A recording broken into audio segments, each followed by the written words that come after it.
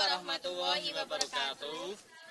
Sugeng enjing para pemirsa, panggih malih kalian kula M. Adwin Kamalin lan rekan kula Estu Pramudita ing pawarta Semar Jawa.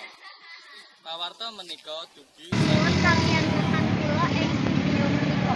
Akhir-akhir menika kata bocah ingkang nindakake pacaran boten sehat. Kayata bocah sing nindakake pacaran ing taman gemek niki.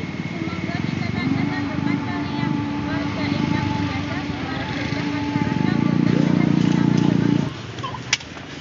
Assalamualaikum. Waalaikumsalam. Asmanipun sinten? Kula Nata.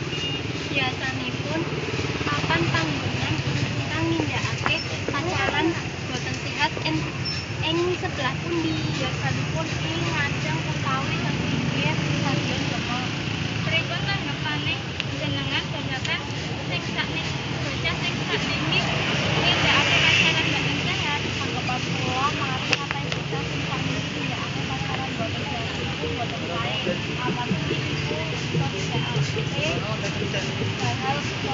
hal-hal negatif.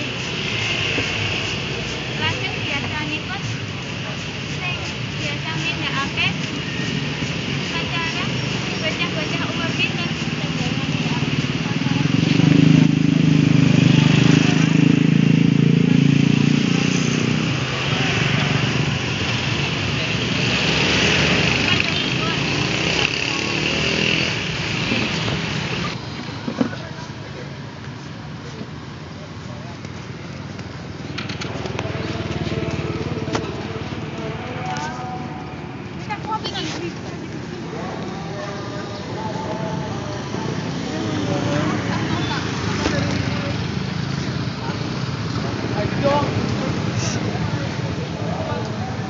Mekaten andharan pawarta saking Taman Gemek. Sumangga kula wangsulaken kalian rekan kula M. Adwin Kamalin kalian Estu Pramudita. Kula Naila Sakinah lan Miftahur Rahmah Fitriana mekaten andharan pawarta saking Taman Gemek. menika kangge tiyang sepuh ingkang gadhah putra supados saged njagi putranipun supados mboten nderek pergaulan bebas.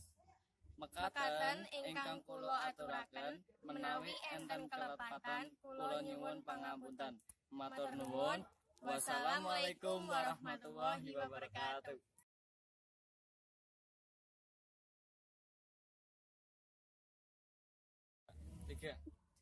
Assalamualaikum warahmatullahi wabarakatuh. Sugeng enjing para pemirsa, panggih malih kalian kula M. Adwin Kamalin lan rekan kula Estu Pramudita ing pawarta Jawa. Nuwun Kalian rekan kula Naila Sakinah lan Miftahur Rahmah Fitriana mekaten andharan pawarta saking Taman Gemek. kangge tiyang sepuh ingkang gadhah putra supados